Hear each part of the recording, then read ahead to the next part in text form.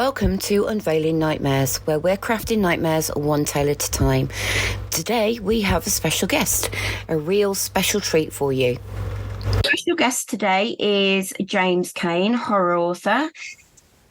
Welcome to the show. Hey, thanks for having me. You're very welcome. So tell me a little bit about yourself. Well, I was born and raised in New Jersey, and I spent my whole life here. Briefly considered moving back when I wanted to make movies back after college. Thought about going out west, but never really anything too seriously. Yeah. I've always kind of wanted to be some type of storyteller. I guess starting when I was a kid. Comic books were my first love. I wanted to draw and write. And then that kind of progressed to, I studied screenwriting and filmmaking in college, did a couple short films, things like that. And then, eventually I just settled on being writing horror novels. That was always kind of where I wanted to go. And that's, where I found myself now. I spent some time, I got married, in my late 20s, and, I was more focused on kind of building a family and doing the dad thing, and very happy to still be doing the dad thing. And, now that we're kind of settled, our kids are getting a little older, I figured it was time to finally, go for it as far as a writing career goes. Yeah. I think a lot of authors have found that out, haven't they? Where they sort of like settle on, and it's sort of like older in life, they find they have the time to actually be able to do that. Yeah, well, the funny thing is I still don't have the time, but I try to find it somehow. But yeah, especially now with, indie publishing and self-publishing being so big. And, I'm always a big take control of my own destiny kind of guy. And knowing that I have these avenues where I can kind of be in complete control of the process was appealing to me and kind of gave me that push to move forward. Yeah. Well, self-publishing is, I think it's a good way to go if you want complete control. I self-publish myself, so it can be hard, but it is rewarding at the end of the day. Yeah, absolutely. I mean, honestly, once I decided this is what I'm going to do. I mean, back in the day, when I had starts and stops, I would think about going and, querying and trying to find an agent and going a traditional route. But once I made the decision that this is what I'm going to do, it really wasn't there's no other option than to self-publish for me. Cause again, I wanted complete control of my covers, my everything, Yeah. Okay, so tell me about your books without giving away any spoilers. Okay, well, I published my first book last year. It was called Pursuit. I had the idea for about 10 years. I was driving home. I took a little day trip to Atlantic City one Sunday, and did not do very well and did not spend very much time down there. So as I was driving back, there's a road that I take, State Highway 539, and it's kind of a long, single lane wooded highway. It goes on for miles and miles and miles. And at one point, this motorcycle ended up behind me, and it was it was a black motorcycle guy. Was dressed all in black helmet, everything. Couldn't see his face and everything. And he was following me for like a long time. It was very innocent, nothing. The guy's just out for a ride. Nothing ominous about it. But in my mind, I'm like, oh man, what if he was up to something, and that could be kind of a cool story, and that kind of gave me the seed of it. And I originally was going to write it as a screenplay because for me back then, I still wanted to be a screenwriter. I'd written a couple screenplays, submitted a few, gotten close on one, and but never had anything produced other than the shorts I did myself. Yeah. So I started doing that, and then never really finished it. Never really took it that seriously, and then finally, and then I started switching. Okay, well, I'll write it as a novel. I always kind of wanted to do that, and then I started and stopped, and then finally, around during the pandemic, I found myself a little bit of extra time, working from home, and I said, all right, I'm gonna do this, and I wrote it. So I came up with the story of a young couple that just got married. They went to Atlantic City for their honeymoon, kind of partying and free spirited. Ava, the main character, is dealing with some health issues, so she kind of goes every day, like it'll be her last. So she, takes life as it comes. And then, as they get run off the road by this maniac on a motorcycle. And that's where the fun begins, so to say. Yeah. So that was my first one that came out last year. And then my most recent one, which came out on the 26th of September, it's called My Pet Werewolf. It's about a young man that's grieving the death of his father, and even several years later, he blames himself for him dying in a hunting accident because he was supposed to go with him, but he didn't decide to stay home and sleep in instead.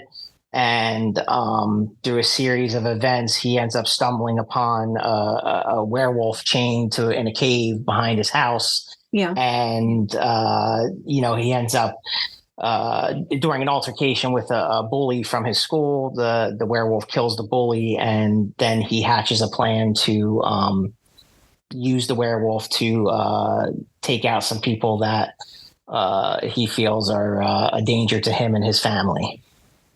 That sounds cool. Yeah, thank you. I always loved werewolves. They're one of my favorite monsters, but like I feel like that for some reason we don't get enough of it in movies or in books. And I made the joke even in the afterword that I kind of feel like werewolves got hijacked by the romance genre, and I kind of want to steal them back for us over here in horror. Yeah, they were big when the Twilight series was around, weren't they? Well, year of werewolves.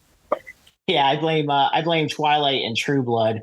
And in fact, even when I was writing it, I thought of the title, and that was cool. I remember I grew up in the '80s, and I remember the My Pet monster. It was like a stuffed monster. It came with chains that you could break, and it kind of was like a play on that. But then, as I was already way too far in to change the title, I already had the cover and everything. I was like, you know what? That could actually sound like that might be some type of weird romance where a woman keeps a werewolf as a pet for other reasons than revenge. And yeah, I was like, no. But you know what? So far, luckily, it's been pretty clear that it's horror. I tried very hard with the cover and the blurb, make sure that this is straight up horror. This is gory and disturbing. It has nothing to do. Well, I mean, actually, there is a little bit of a romantic element in it, but not with the werewolf itself. Yeah. Just imagine that, couldn't you? Yeah. Actually, I don't want to. Okay. So what inspired you to write in the horror genre? Well, I've always been a horror fan. I remember vividly when I was probably 4 or 5 years old over at my aunt's house, and my cousin was a huge horror fan, and she was playing Friday the 13th Part 3 on TV, and I sat down and watched it. I'm like, whoa, this is cool. And from there, I was always a fan of reading, starting with comic books. Typical Marvel superhero, DC superhero stuff. And then, I remember going to the Scholastic Book Fair and picking up copies of the scariest stories you've ever heard and things like that in the young adult horror books. And I was really drawn to them, and I couldn't get enough of them. And like every time the book fair rolled around, I'm like, oh, let me see what kind of creepy stuff I could find here. And then, rolls around, come around 1990, I was a full-blown horror at that point. I watched anything I could get my hands on. I made my mom take me to see Candyman for my 10th birthday. She was probably horrified at that. But then I remember the It miniseries came out with Tim Curry, and watching it, I'm like, wow, this is cool. I like this. And a few weeks later, after I saw it, I'm in the supermarket, and I see the mass market paperback version, this big, thick book with Pennywise on the cover. Now, keep in mind, I'm 10 years old. I told my mom I wanted to buy it, and she's like, sure, we saw the movie. We know what to expect. And I read it and I'm like, wow, I probably shouldn't be reading this, but I'm going to keep going. Because there's some really messed up stuff in that book and stuff that I didn't fully understand back then. Yeah. But essentially, I'm the cliche that, I picked up the Stephen King book when I was young and never looked back after that. I Carrie, Salem's Lot, The Shining. So I read them all when, I was in my early teen years, and I kept going. And then as I got older, I went into some other authors. Richard Lehman was a big one. That I picked up One Rainy Night in Barnes and Noble. Like I would just pick up things that looked interesting to me. I remember Michael Slade and his Headhunter series, his Special X thrillers, and some Dean Koontz books, Clive Barker. And I was like, yeah. And the next thing you know, we had this little word processor typewriter thing, and I started typing up a story about a killer in the woods. Very original, I know, but I was young, so I hope I can be forgiven for that. Yeah, and then it was just like I just knew that I was gravitating towards, if I was going to create fiction in any medium, be it comic books, movies, or novels, it was going to be horror. Yeah. I think that's where a lot of authors have started their love for horror was in childhood. A lot of people mention Stephen King. Not many mention Richard Lehman, yet he was one of my all-time favorites. Yeah, it's funny. I picked him up later. Actually, I remember it was I was probably in my early 20s by the time I had gotten into him, and it was only a year or two after he died. And I'm like, oh man, this is such a shame, because I really liked his work, and I read. There's a period where I was like, all I was reading, I was just devouring his books, and it's just such a shame that we didn't get more from him. Yeah, it is. I think they let one or two out every now and then, don't they? If I remember correctly. There's nice definitely new ones coming out. Yeah. Okay, so what is the most challenging aspects of writing horror for you? For me, it's mainly finding the time to actually write. Like I know, like to really be successful, I really think you have to write every day. And unfortunately, that's not a position I'm in right now. Life's very busy between, family and obligations. My daughter plays soccer. My son's an actor, actually. And, between taking him on auditions and acting classes, and then just your normal daily day-to-day stuff around the house. Yeah. It's really a challenge to sit down and write. And I'm a very, I feel like I have to write in the morning, because if it gets too far into the day and I'm just exhausted, it just doesn't come out right. And I, so if I don't get going pretty early, there's a chance that I'm probably not getting a whole lot done that day. Yeah. And, and also being on the self-publishing side of it, and, having a bit of ADHD, I tend to get hyper-focused on other aspects of the business when I should really be like, I know I keep telling myself I have to write first and then I'll deal with everything else later. But sometimes I'll just get obsessed with an idea or just into something. Like a few months ago, I was playing around with ads, and I had just discovered Midjourney, the AI art generator. Yeah. And I was just all day. In fact, I even had people over my house. I kept sneaking away from my office to try and type in prompts to generate images, kind of the perfect image for an ad that I wanted to try to get. And then next thing you know, I'm in Photoshop, and then I'm doing this and that. And, so it's like trying to minimize those distractions and, just getting the words down. And also not, another big thing is, trying not to second guess myself, just write it and get it out there, and then, worry about the editing later. So there's a lot of distractions that I'm working on trying to cut down. Yeah, I mean, writers can be their worst critiques, can't they, really? Absolutely. I mean, I remember being terrified when I put Pursuit out there, and especially when I sent it out to the ARC readers, and I'm like pacing, waiting for that first review, because I hadn't, like, I don't typically use beta readers. I just kind of write it, sent it to my editor. He was complimentary of it. I said, okay. He says, he said it was action packed and fast paced and, clear focus. I'm like, all right, good, good, good. But once, you got to get it out to that reader for the first time and someone that I'm not paying to review, not review, but paying to edit my work. I would never pay anybody to review my work. I'm saying paying my editor. When that first arc comes out, that's just a reader that's just picking up your book because it looks interesting. And, the first one came out and it was a 4-star review. I'm like, all right, good. All right. So someone that's not my family and not my editor likes it. So yeah, it's because for me, it's, the best thing I ever read about writer's block. It's like, it doesn't mean you don't write. It's just everything you write. You just think everything sucks. Yeah, that's true. So. Very true. Okay, so how do you come up with the dark and eerie settings? I don't focus so much on the settings. I like to write. I like to write about a lot of it is about relationships and relationship dynamics, family dynamics, and a lot of. I think the best horror is when you take an ordinary scenario and like an everyday thing, like whether it's driving home from your honeymoon or going to a school dance or something, and then something just horrific happens in that otherwise mundane setting.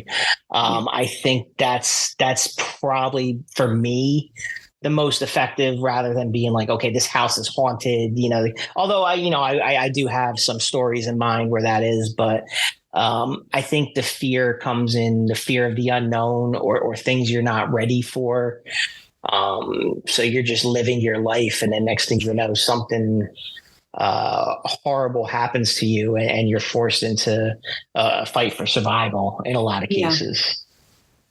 Okay, so how important is the research phase when you're working on a new story? It depends. There's some things like I tend to write a lot from personal experiences, things I know, which sometimes gets a little dicey because I might put in something that's like personal to me and like maybe, it's something between me and my wife or something like an inside joke or something we know. And then like I worry about, oh my God, is everybody else going to think that something else is about them? But, so for research purposes, I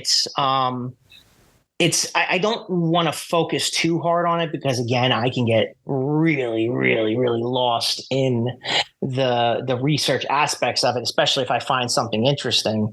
But I do have to do enough that I can make it believable. It doesn't have to be 100% accurate, but I need it to be believable to the reader. So, for instance, there was a scene in Pursuit where the people get arrested after an encounter with the villain, and they're injured, and it's mistaken for the police don't know that they're not involved in these horrible events that have happened. And I'm like, well, they're injured. Would they take them to the police station? Would they take them to the hospital? Fortunately, my brother's a police officer, so I called him up. I'm like, hey. And if, say, hypothetically in this scenario, what would happen? Yeah. He's like, okay, we could take them to the station if we give them the option for medical care and they outright refuse it. I'm like, all right, perfect. That makes it believable, and I know it's accurate. I did a lot more research for My Pet Werewolf. Specifically because Brady, the main character, he's a hunter, like his father was a hunter, and I don't know anything about hunting except you go in the woods and you try to shoot something. But there's some aspects and nuance to it. The father died in a hunting accident, so I kind of got to figure out a way to do that where it's believable. And also, using the techniques. One big aspect and a buddy of mine is a hunter. He's an avid hunter. So I would bend his ear a lot, ask him questions. He gave me a great idea, like about making, about how you can use a mold to make your own shotgun slugs. I was like, okay, that'll be an aspect of the book that I'll put into some use. So it's really the things that I don't know. I will try to get just enough to make it realistic, or if it's not realistic, it'll sound realistic to Rick. I don't want to take him out of it. And I think that's one of my biggest concerns when I'm writing a story, is that I'm afraid that I'll make this huge mistake or plot hole that's going to take the reader out of it, and unfortunately sometimes that's detrimental, in that'll just keep me thinking about it too long from actually writing it down. Yeah. Okay, so when you're crafting a horror plot, how do you decide on the pacing of scares and twists throughout the story? Well, it's funny. A big, obviously I said a big influence was Stephen King. And I read his book on writing, and at first I loved it because I hated the idea of sitting there and coming up with an outline and hitting the beats and all that stuff. And I remember him saying that he saw a story like a fossil that you had to be uncovered. So he'll just start writing and see where it goes. I tried that. I was really bad at it. I can't do it. I'm not a pantser. So I try to strike a little bit of a balance. Whereas, I'll try to come up with the plot, and I'll just start writing, and I'll write not very detailed outlines. I'll just kind of write scenes, okay, this happens, a couple sentences, chapter 1, couple sentences, chapter 2, chapter 3. Then I'll start fleshing it out. I use a software plotter, which I found to be pretty good. Tried Scrivener. I don't know. I know a lot of people swear by it. I can't seem to get into it, but I do like Plotter, and it helps me juggle multiple perspectives, multiple characters, and so I'll come up with the bones of the outline, then I'll start fleshing it out and fleshing it out and fleshing it out, and then I'll go to where it makes sense. So for instance, Pursuit, I knew that had to be a very fast-paced book. I only spent, I think, 2 chapters on setup before the shit hit the fan, so to speak. And I knew I didn't want the reader to have a second to breathe. I wanted them to just, if you thought they were safe, they weren't. It was just very much propulsive moving forward. So for that, it was important to have a scare or an action sequence every other chapter at least. So, so that was that for My Pet Werewolf. It was a little bit more of a drama with family, like I said, family dynamics and relationships, and in a lot of ways coming of age. So for there, it was important to spend a good chunk of time building the characters and getting to know them. And, there's a good portion of the book where it's just kind of this story about a kid that lost his father. His mom's remarried, and he's really concerned for his for his sister. And he does not like his stepfather. And there's a lot of tension there.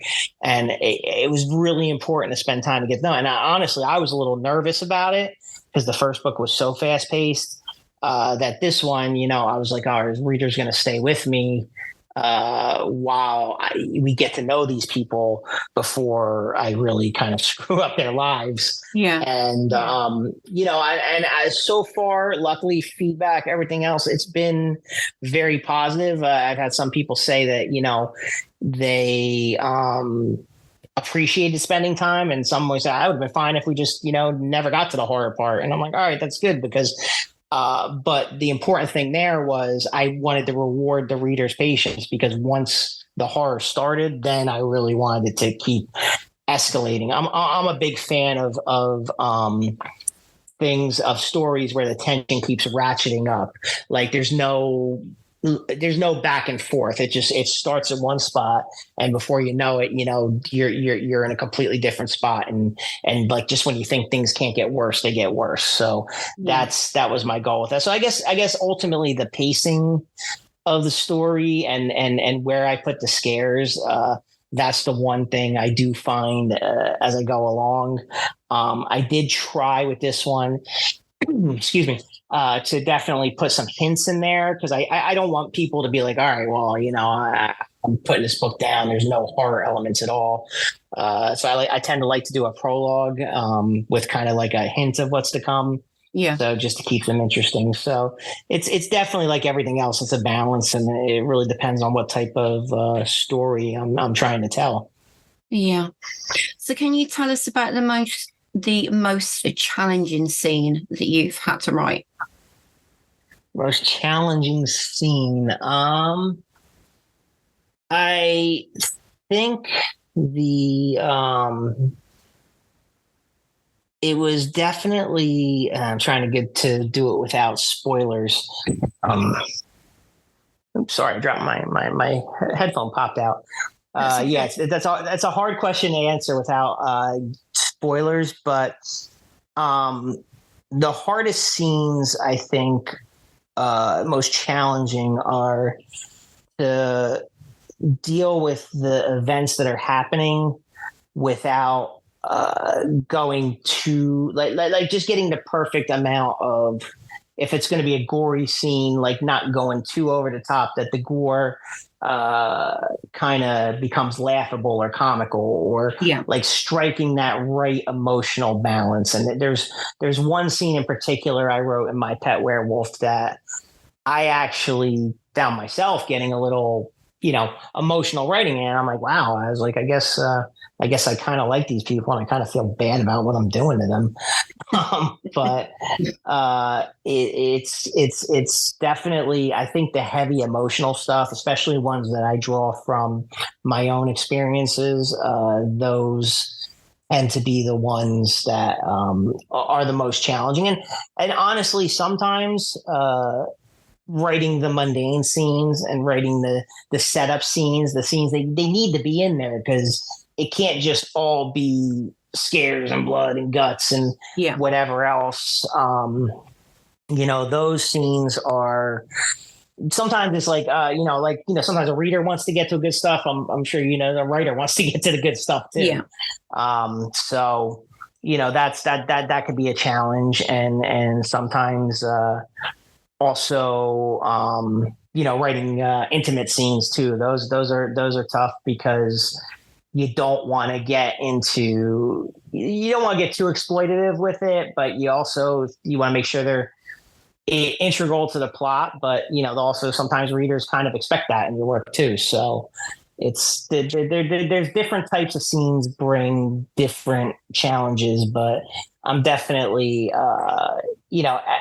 every time I step out of my comfort zone and write something a little bit different, maybe, something that I think may go a hair too far or may be something I'm not totally comfortable with. I think that's where, the challenges become worthwhile because it lets you experience different things and different emotions as a writer. Have you ever written anything that you think, oh, I've gone too far here? I've read a lot of, especially recently, a lot of extreme horror. And as someone that, like I said, read a lot of Layman and a lot of, even a lot of earlier stuff with King, especially certain scenes in it, not besides the famous one at the end, the scene with, oh my God, the character's name's escaping me, but the kid in the junkyard, it doesn't matter, but like there's certain having read honestly, I'm like, wow, I could never, like, some of the stuff I read, I couldn't come up with that, and I'd probably chicken out if I had to read it. But there were scenes that, like, I think it pushed my own personal limits. Again, it's hard to really go in without too many spoilers, but sometimes, I'm like, is it too much gore? Like, is it going towards extreme? Is it too much? And it's funny. Some people, like, for Pursuit, they read like, oh, I love the gore. It's amazing. I'm like, all right, cool. And then, there were, especially My Pet Werewolf, there are definitely some uncomfortable themes in it.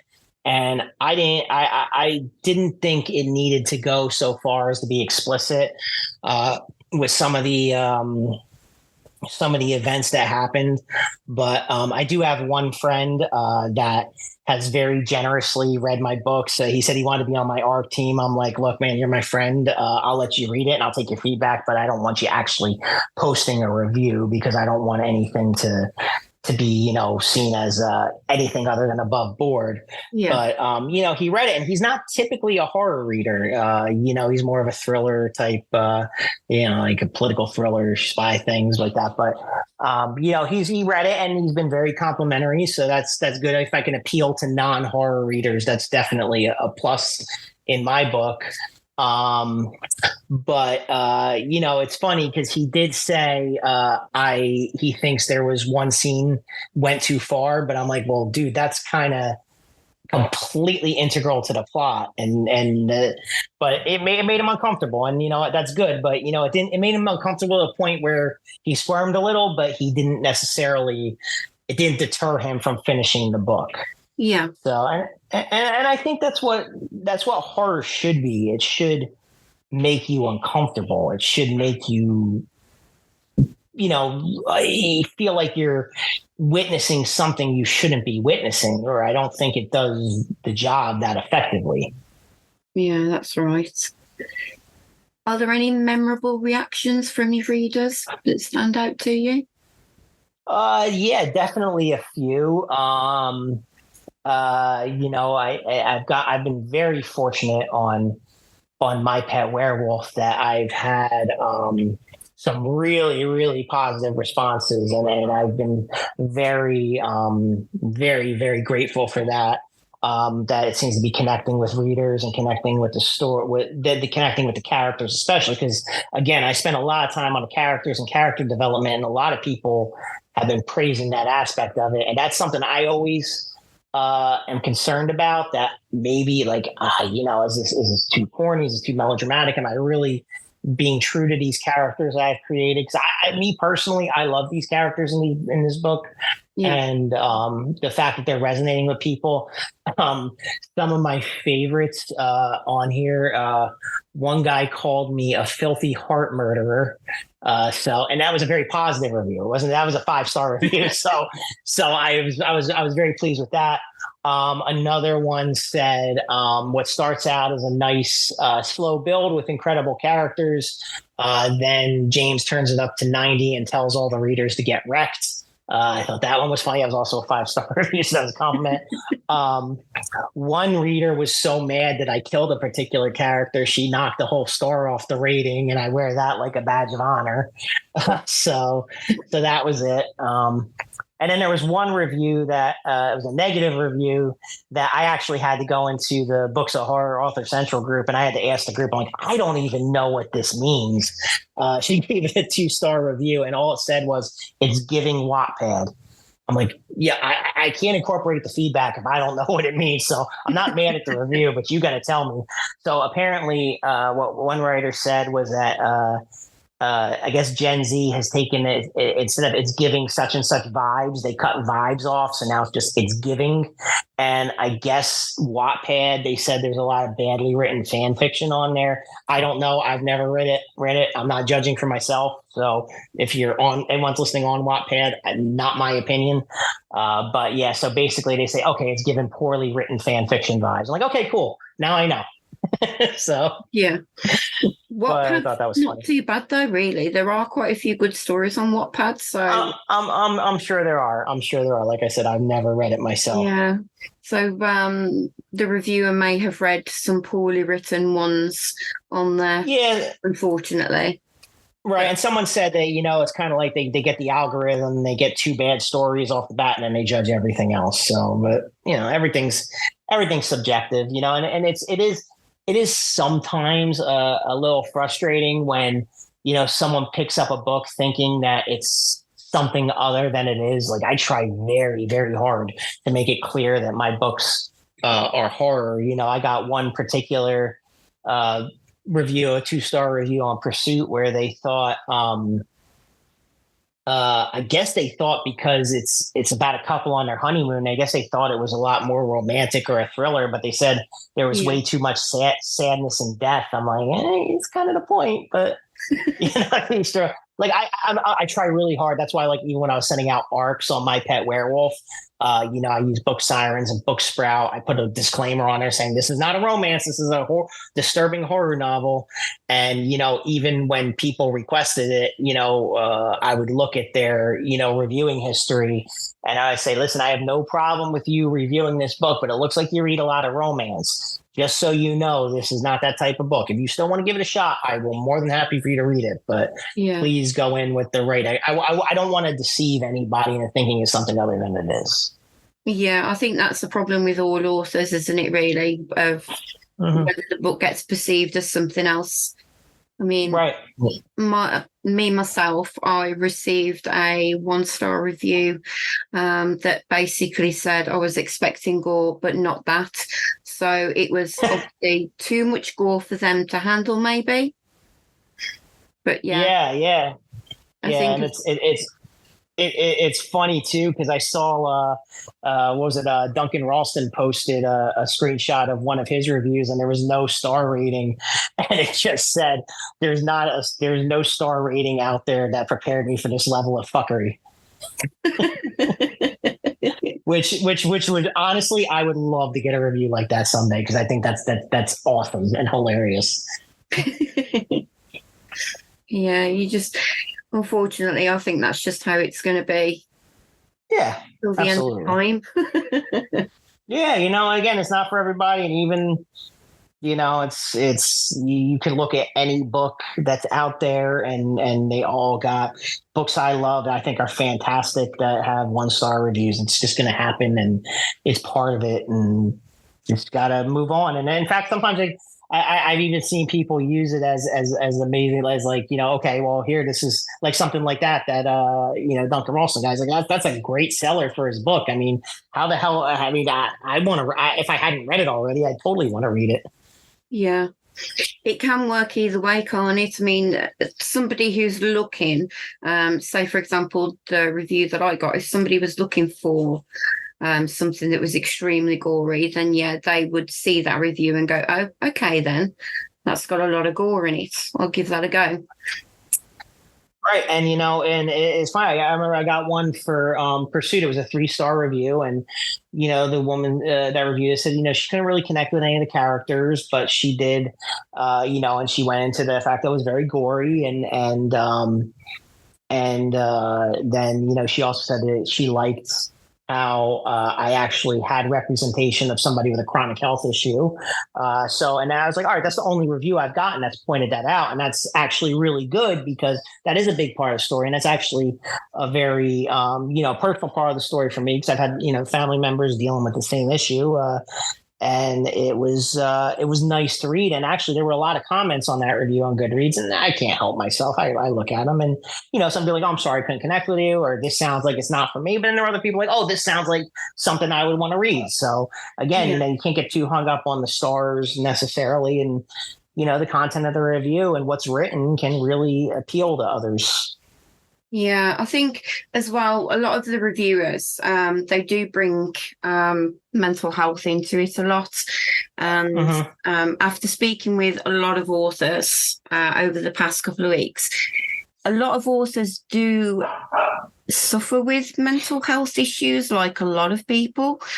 So it is kind of hurtful when you sort of like read those reviews that say something so nasty.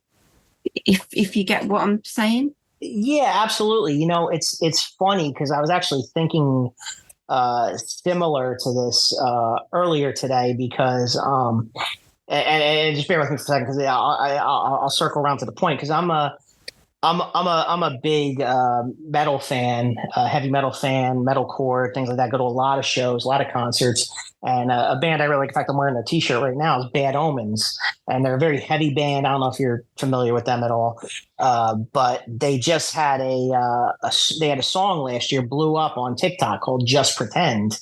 Yeah, and it got a lot of play, and now their concerts are all filled with people that like the song on TikTok, but aren't prepared for the really, really heavy stuff and have never been to a metal show and don't know about mosh pits and don't know crowd surfing and how intense it can get. And now it's actually causing a lot of problems. And I kind of saw that a little bit in the book community again, with TikTok. So I remember a few months ago, Playground by Aaron Bogart blew up on TikTok.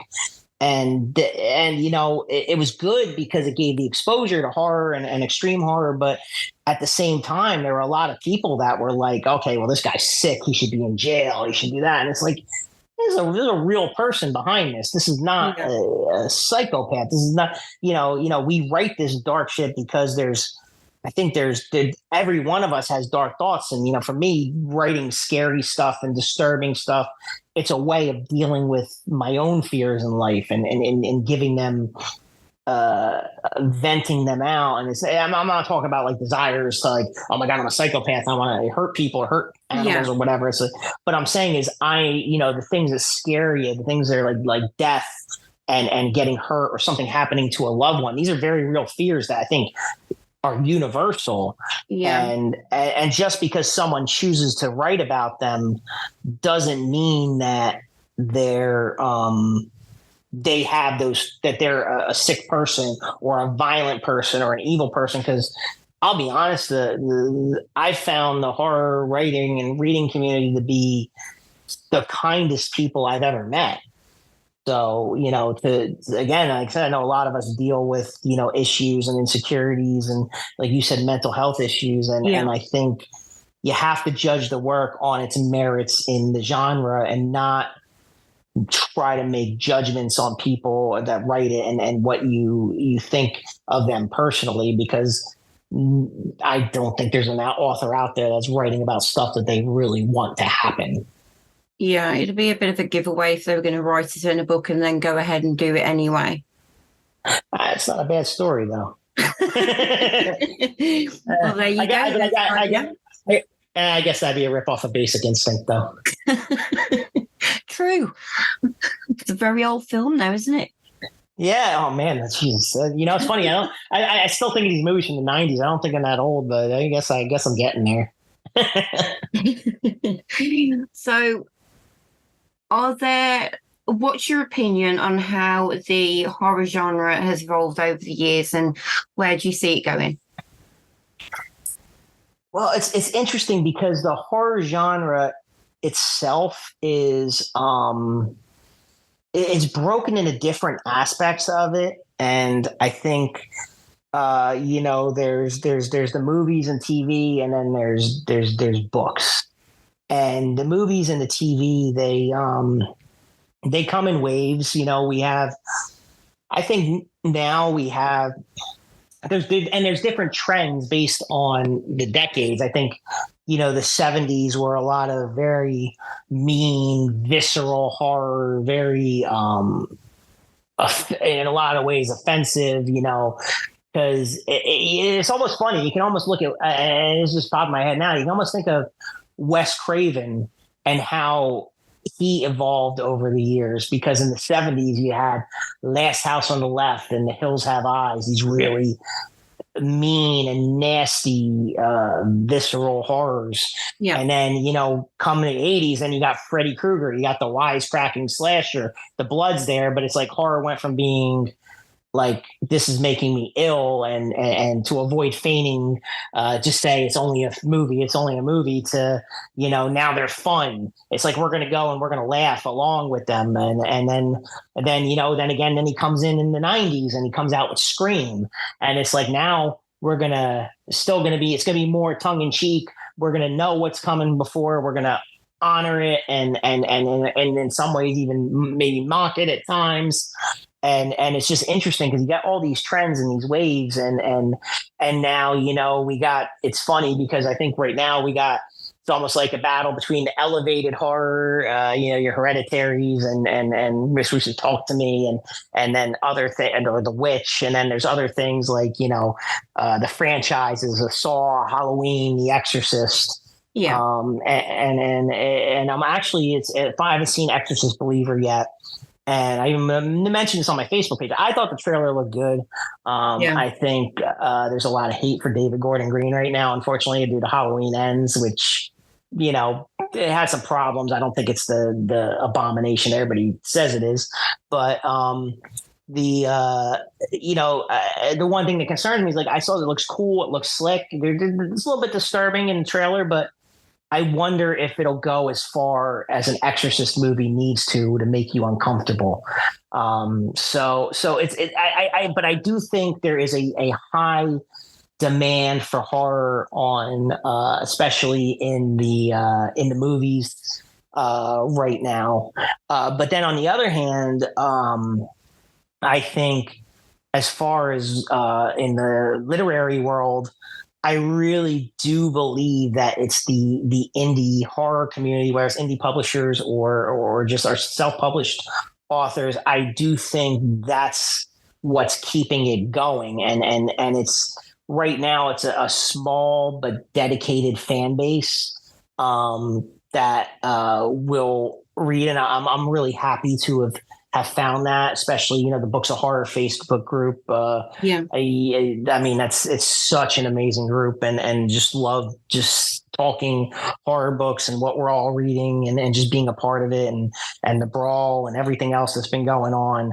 But I think that's because, and I think it's probably been going on longer than we realize, that horror fiction on the shelves, like the traditionally published horror fiction, is, in a lot of ways, I think when people say horror might be a dead genre, I really do kind of feel like, in a lot of ways, that's pointing to the traditionally published, because, if you look at what Stephen King and Dean Koontz are doing these days, it's hard to really classify that as horror. King's, I think he's done a lot more with his, his detective thrillers with the Bill Hodges and Holly books. And, even with fantasy, with fairy tale and the Dark Tower series. And it's, there's not a lot of, he's not writing about killer clowns or werewolves or vampires really anymore. And there are still books out there with, I think, the horrific elements. What was it? I know Bird Box was a big one. Paul Tremblay's doing good work. But at the same time, it's not that really kind of shocking, traditional horror tropes type of books. I really think to find that nowadays, you have to really go into the indie publishing world, and it's got such a gamut of talented authors out there that are doing amazing work, and pretty much all I read these days are indie horror. I mean, literally my entire reading list has probably been cultivated from the Books of Horror group. I really think, and whether it's extreme or even if it's just a classic type horror novel, those are the books that I read, and I think would appeal to the horror audiences. It's just a matter of finding the right readers, because, again, some people might have an appetite for horror, but extreme horror might be too much for them. So it's I think it's tricky to find readers now, but once you find them, you find your people, so to speak. I think that there's definitely a big market for it, and I'm really excited to see what comes of it in the future. Especially, I mean, I remember when I joined Books of Horror earlier this year, I think there was like 32,000, and now I think it's another 10,000 have joined. I might be wrong on the numbers, but I know it was in the 30s, and now it's in the 40s. So, the audience is there. We just gotta find them, and I'm glad that we are finding them. Yeah, hopefully it will just expand and get a little better than what it is now. Yeah, absolutely. And again, we got to stop romance from tailing our werewolves and vampires. Yeah, definitely. Okay, so have you got any upcoming projects or releases that you're excited about? Yeah, I do. I mean, it's why my mind is always going, and I have, it's why I'll be out and I'll come up with an idea. Like I was walking the dog a couple weeks ago, and I knew I had an idea, and I'm not ready to kind of reveal that yet, but I was like, oh man, I gotta get this out. And the minute I walked in, I found a Post-it note and I just scribbled some notes on it, and then next thing you know, I got a Word document where I kind of keep synopsises of things I'm working on. But right now, I'm actually working on two novellas that I'm actually not going to be selling. I'm going to be offering them to my mailing list as exclusives. The first one is called Gunther. It's a prequel to My Pet Werewolf that shows the events obviously that led up to the start of the story from a different perspective. So I'm excited about that. I'm about pretty much a little more than halfway done writing. My editor is booked on that one for the second week of November. So I'm hoping to have that to my list by early December. After that, I'm doing another novella, which is going to be a series that I'm doing based around various urban legends and folklore from different states. It's going to be about a haunted playground down in Alabama that I'm working on that. So I'm pretty excited about that one.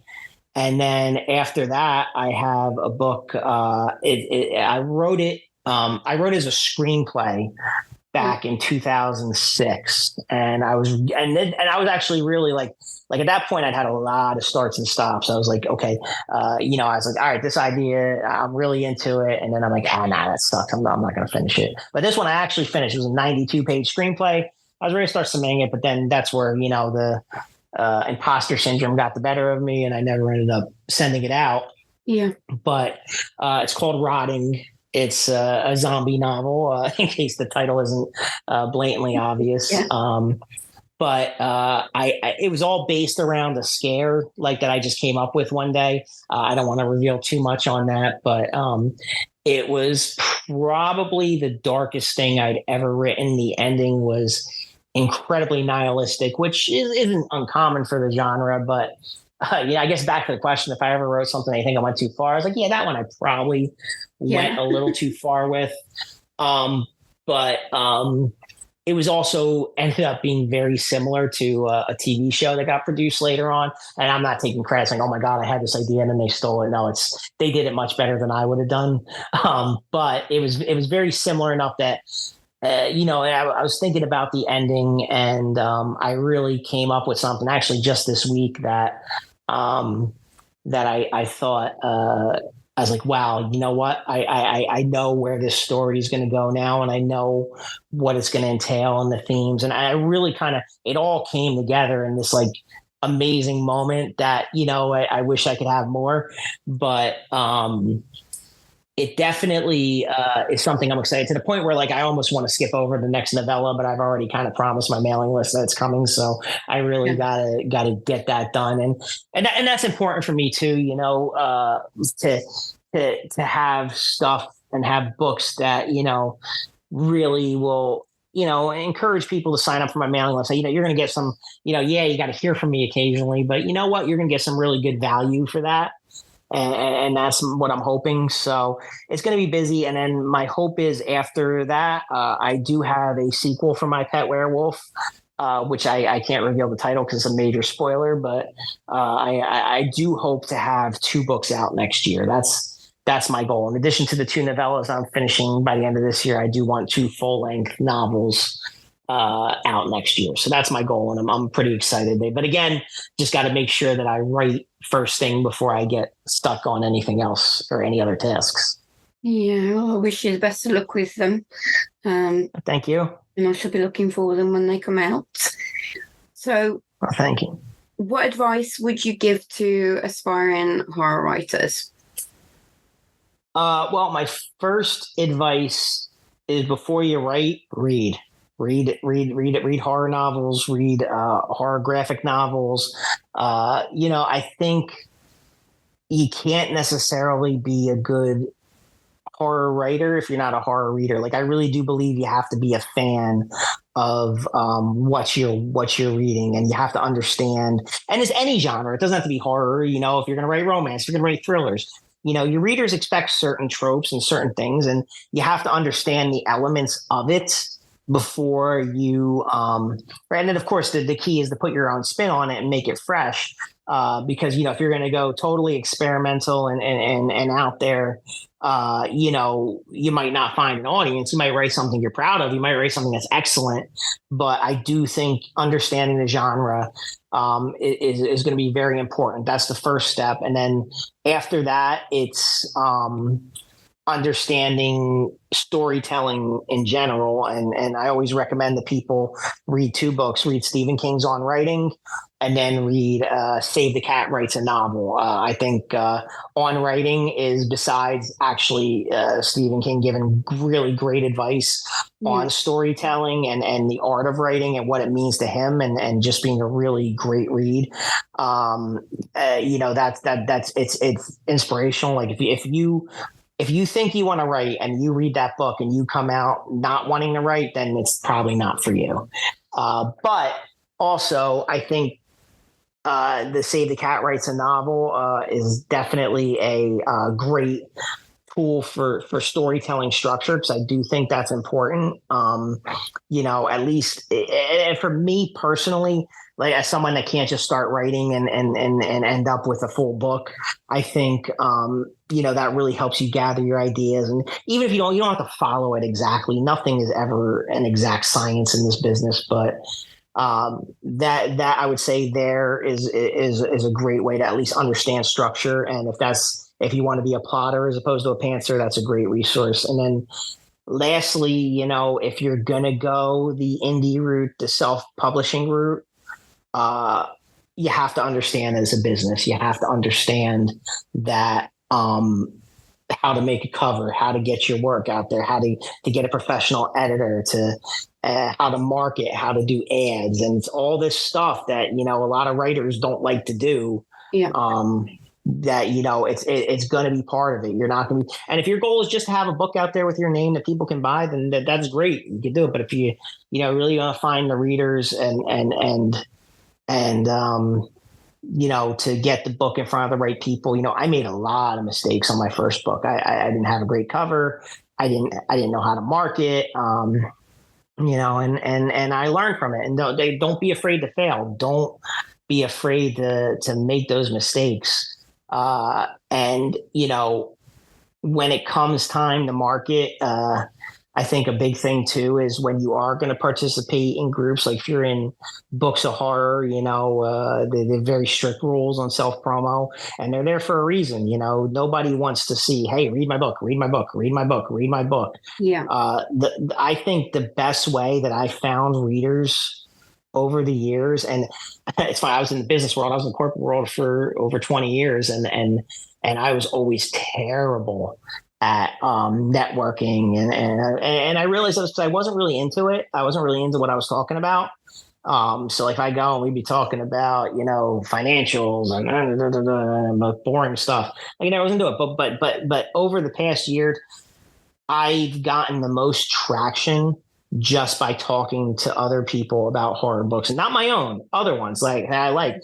You know, if I see a post, what's a recommendation, or what's your favorite, or, oh, I like this, I like that. I really, you know, 99% of it is just talking to other people, making connections, getting to know them.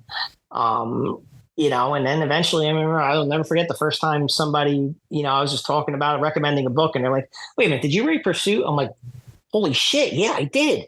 You read that?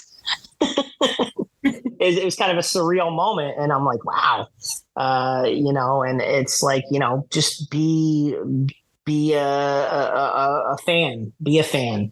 And if you're a fan and you know how to write and you know what the genre is, you know, you can definitely be successful. It's very good advice. Thank you very much for that. You're welcome. Any sort of like tips for marketing, things like that? Yeah, I mean, I think there's good resources out there. They say, and I didn't listen because I tend not to listen sometimes, but it's going to be really tough with one book. If you just put one book out there, you might catch fire, you might get lucky. I've seen, we've seen the success stories, and everybody wants that rocket ship into success, but most times it's not going to happen. I mean, you have to actually, put the effort in. And I think once you have multiple books, my first book, I will never forget. The pre-orders. I had 12 pre-orders. I was very excited about it back then. Mostly family. So that came through, and then the sales just plummeted, and I didn't even break $10 a month for the next 4 months. And then I decided to do a Kindle Countdown deal. But before I did that, I changed my cover. I changed my blurb. I did a Kindle Countdown deal. I went with Bargain Booksy and ran a promo. And so then the next month I made $100. I'm like, all right, sweet. And then, plummeted again. But, it didn't go down as far. So I would say, again, the first thing you have to do is make sure you got to write a good book. I know a bad book can sell if it looks pretty and it has the right blurb and it has the right cover, but I think eventually those books will kind of fall off. So I think you got to write the best book you can, write something you're proud of. I know write to market is a big thing, but for me, I'm not.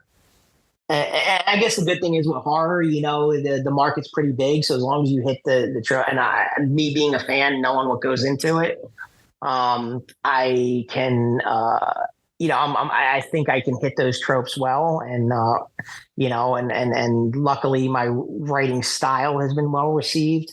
But then, then it comes into what your book looks like, the cover, the blurb, and then building a mailing list. That's important. Book funnel is great for that with group promos. You join in with other promos, you offer a free book. That's why, like I said, I'm really focusing on having like right now my lead magnet. So you would say is a short story I wrote called Another Day at the Office. But again, that was a mistake I made early on, because honestly, if you read it, it's more of a thriller than actually a horror novel. So I might not necessarily be attracting enough with it. That's why I'm like, all right, now I know where I am, what my style is. I want those two novellas to really give a reader a great idea of who I am and what I write. So once you get that, and making sure that when you do write a book, at the end you say, please, if you like, leave a review. They help us write. They help us become better writers. They help us get the books out to you. That call to action at the end of your book is really important. And and also please join my mailing list. You're going to get some free stuff. There's going to be contests in the future, giveaways. Things like that. And, it's worked. I mean, the difference between my first book to my second book has been staggering. And the it was funny because I posted a giveaway in Books of Horror for launch day. And I knew I just wanted to focus on this one group. But I decided that anyone that liked or commented on the post would get a signed hardcover, a custom bookmark, a silver bullet necklace, and a stuffed werewolf plushie. And the funny thing was, I told my wife that morning, I'm like, oh God, I am terrified. I'm going to post this and nobody's going to respond. And next thing you knew, I had almost 800 likes and 800 comments. And I'm like, oh crap, I'm going to need a lot longer than one day to go through these. So, it's just, you got to make sure you find your audience and make sure you offer them value for what you're writing and what you're putting out there, and engage with them. I answer every email. I try to respond to every Facebook comment, and it's been nice to see getting actual traction and people signing up. Like when I run the book funnel promos, I'll see, I get mailing list subscriber, but now the book is just out there and I'm not really doing anything, but I'll see, you have a new subscriber. This is great. And just build your audience and just keep making good content and putting it out there to them. Yeah, I think that's the problem, isn't it? People come into writing, regardless of the genre, and they just think, oh, I'm just going to put this book out. I'm going to be making 100, 200 a month. It's going to be fantastic. But they don't realise that half the work is writing, and then the rest of it is actually marketing your book and getting it out there properly. Yeah, it's great, and I know they're intimidating and they're really tough, but Facebook ads and Amazon ads are going to be key, and and it's not just it's number one, learning how to target, then how to put together a compelling visual and your good graphics, and then compelling copy to entice readers, and then beyond that, how do you analyze it? The big thing is you might see your Amazon ad is getting clicks but no sales, but that doesn't mean that they're not buying it, because they might click it and leave the page and then go back later and buy it, but it's not going to register as a sale. It's going to but you'll see it in your sales ranking. It's all these little nuances that you got to really understand, and especially if you're doing it all yourself, which in this case I am. Maybe I'll have an assistant someday, but right now that's not in the cards. It's a lot, and it can be overwhelming, and especially when you're starting out and you're not a full-time writer, unless you are a lottery winner, or you have money stashed away, you're going to most likely be doing this while you have another job, and you're 40 hours a week. All of a sudden, next thing you know, it's 60 hours a week, and that's probably the bare minimum. Yeah, and you're going to have to sacrifice, and it starts with okay, I'm not going to have time to play that new video game, or I'm not going to have time to watch my favorite TV show, or even I'm not going to have time to read that book. I just got I just finally bought the definitive edition of that just got re-released, of Survivor by J.F. Gonzalez, and I'm so excited to read it every single night. And then I go upstairs and I hit the pillow and I'm out. It's so you're going to have to sacrifice, and that's what I'm saying. You might get lucky, but I wouldn't put money on it. Yeah, it's very true, isn't it? Mm-hmm. Well, thank you, James, for coming on the show. It's been a delight having you here, and thank you for all of your advice as well. I really hope the releases that you've got coming in the next year are going to do really well for you. Thank you, sir. Sorry, what were you going to say? I said thank you so much. I'm sorry, what were you going to say? You're very welcome. Is there anything you'd like to add? Yeah, actually, if I can do one quick plug. Right now, I'm actually teamed up with a bunch of other authors on Facebook for there's a group, 31 Nights of Halloween Frights. That's 31 spelled out. And each day we're running a new contest to give away a signed copy of a free paperback. And so you can enter by following the Facebook page. There's a sign up form each day for that particular book. My Pet Werewolf will be on the 31st. But we've got some other great authors in it. John Durgan, Andrew Van Way, Gage Greenwood, Elizabeth Brown. There's too many to name. I probably already shouldn't name anybody because I'm going to forget somebody and probably offend somebody.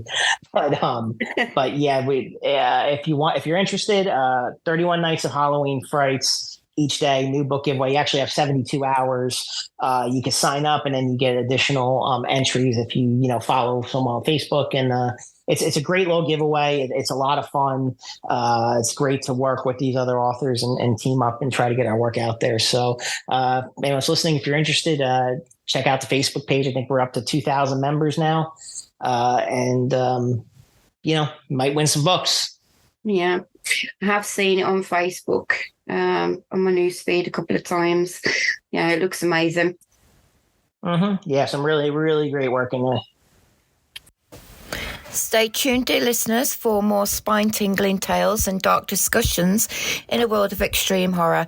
Until next time, remember the nightmares are real, and here on Unveiling Nightmares, we're crafting nightmares one tale at a time.